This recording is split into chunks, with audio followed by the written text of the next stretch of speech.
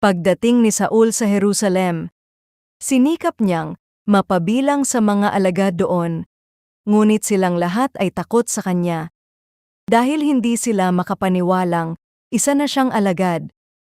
Subalit, dinala siya ni Barnabas sa mga apostol at isinalaysay nito sa kanila kung paano nagpakita at nakipag-usap ang Panginoon kay Saul nang ito'y nasa daan papunta sa Damasco. Sinabi rin ni Barnabas na buong tapang na nangaral sa Damasco si Saul sa pangalan ni Jesus. Isang bagong lipat na pamilya, ang unang beses na dumalo sa homeowners meeting sa kanilang lugar.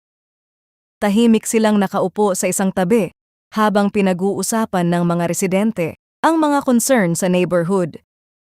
May mga taong magkakakilala na at komportable nang nag-uusap, kaya hindi nila alam kung paano makikisali. Maya-maya, may isang residente na lumapit, nagpakilala, at isinama sila sa usapan. Maliit na bagay iyon, pero nakatulong para maramdaman nilang hindi sila basta mga bagong mukha lamang sa lugar. Sa Acts chapter 9, verses 26 to 27, makikita natin ang isang taong nahirapang makapasok sa isang komunidad dahil hindi pa siya pinagkakatiwalaan ng mga naroon. Nang pumunta si Saul sa Jerusalem, sinubukan niyang makisama sa mga alagad, ngunit natatakot sila sa kanya at hindi sila makapaniwalang tunay na siyang alagad. Subalit hindi doon nagtapos ang kwento. Si Barnabas ay sumama kay Saul at dinala siya sa mga apostol.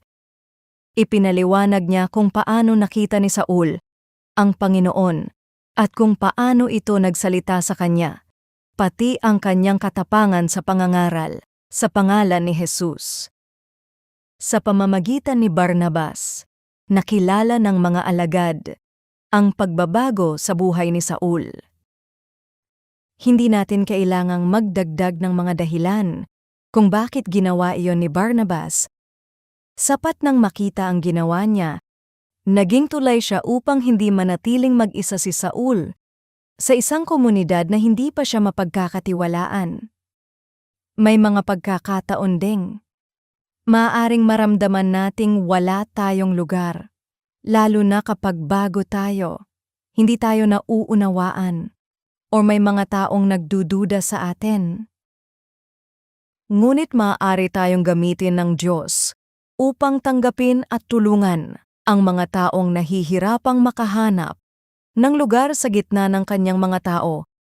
Hindi natin kailangang patunayan na karapat-dapat tayong tanggapin ng lahat. Ang mahalaga ay kilalanin natin. Ang ating buhay ay binago ni Kristo at ang kanyang mga tao ay tinawag ding mamuhay bilang isang katawan. Si Jesus ang nagbago sa buhay ni Saul at ginamit niya si Barnabas upang maging tulay sa pagitan ni Saul at ng mga alagad. Gayun din, maaari tayong gamitin ni Kristo upang ang iba ay hindi kailangang maglakad ng mag-isa habang sila'y lumalapit at lumalakad kasama niya.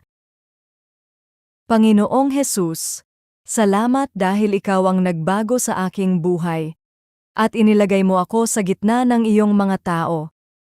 Gamitin mo ako upang ang iba ay makaranas ng pagtanggap at tulong habang sila'y lumalakad kasama mo.